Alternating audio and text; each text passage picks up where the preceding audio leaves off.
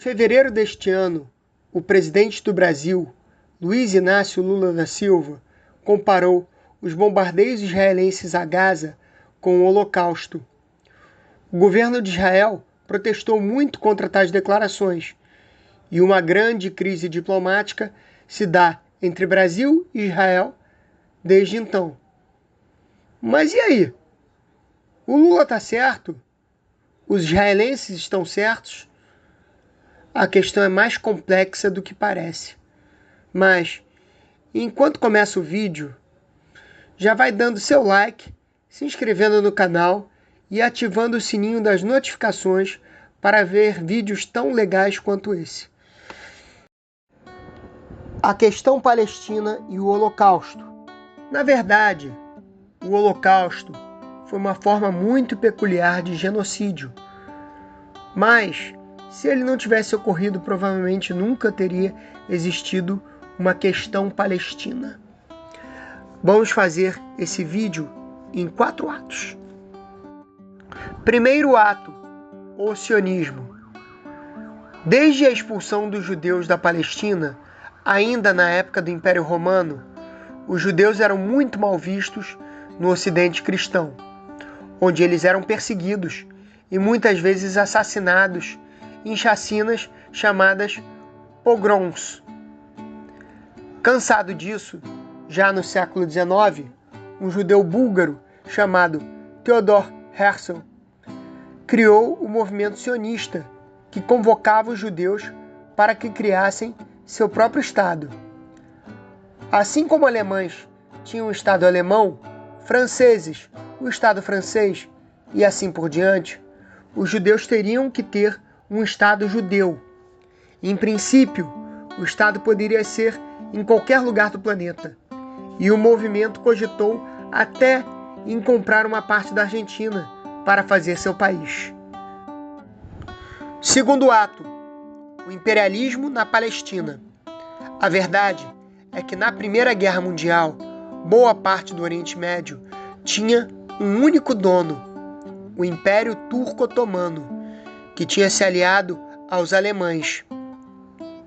Os franceses e britânicos, inimigos na guerra, tanto de turcos quanto de alemães, ficaram de olho nas jazidas de petróleo que existiam na região.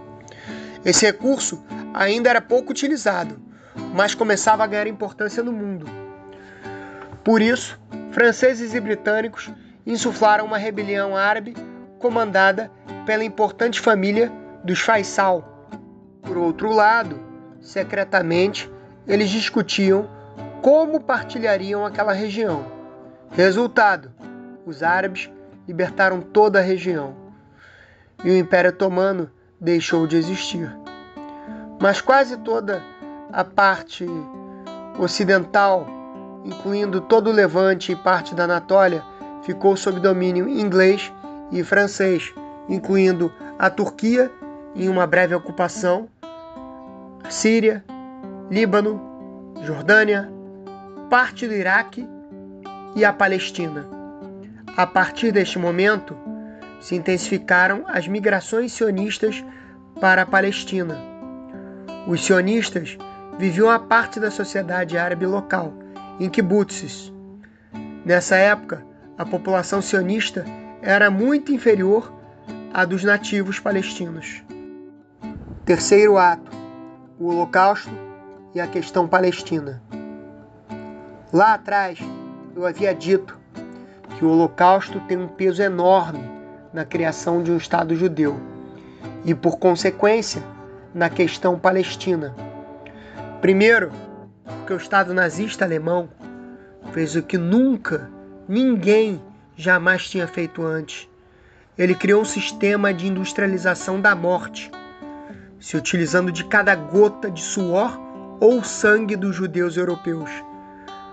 Não se pode questionar que os objetivos de Hitler eram de exterminar todos os judeus. E ele, de fato, exterminou cerca de 70% da população judaica da Europa, de fome, doenças, exaustão ou assassinados. Após o término da guerra, Os sobreviventes do Holocausto eram um problema para os governos europeus, que além de reconstruir a economia, teriam que lidar com aquele problema humanitário. O que eles fizeram? Ressuscitaram a Declaração Balfour, que prometia um lar nacional para os judeus na Palestina. A Europa deslocaria o problema humanitário e, de quebra, ajudaria a criar um lar para os judeus. É tudo perfeito.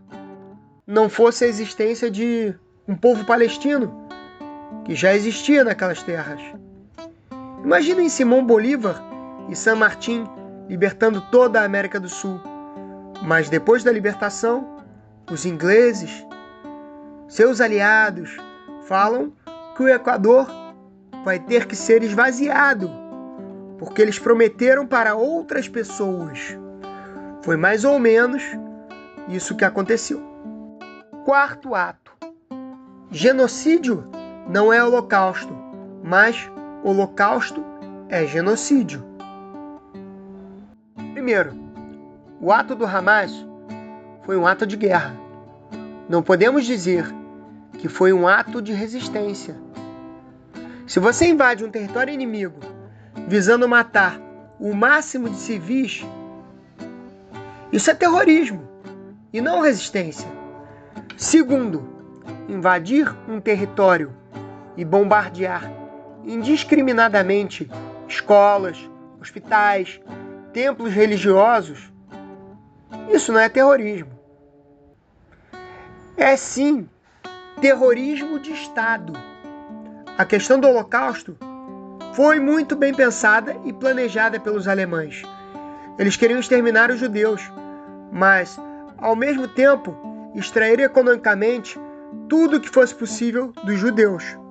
O que está acontecendo em Gaza é mais parecido com os genocídios indígenas. Eles querem acabar com as populações que existem em Gaza.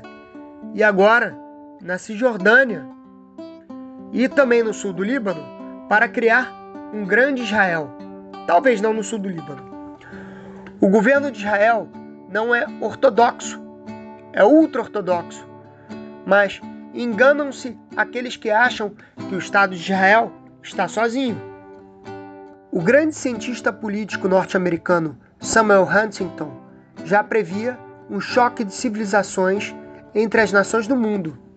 Israel é e sempre será uma base militar que o Ocidente tem em um Oriente Médio exótico e muitas vezes hostil.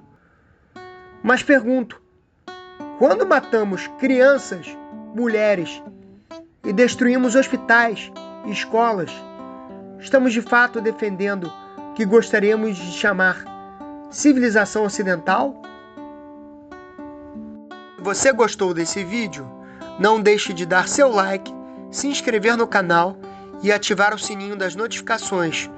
Nos links abaixo, na descrição, estão produtos relacionados a este conteúdo, para aqueles que quiserem conhecer mais e apoiar o nosso canal. Ugarit, para o conhecimento não há limites.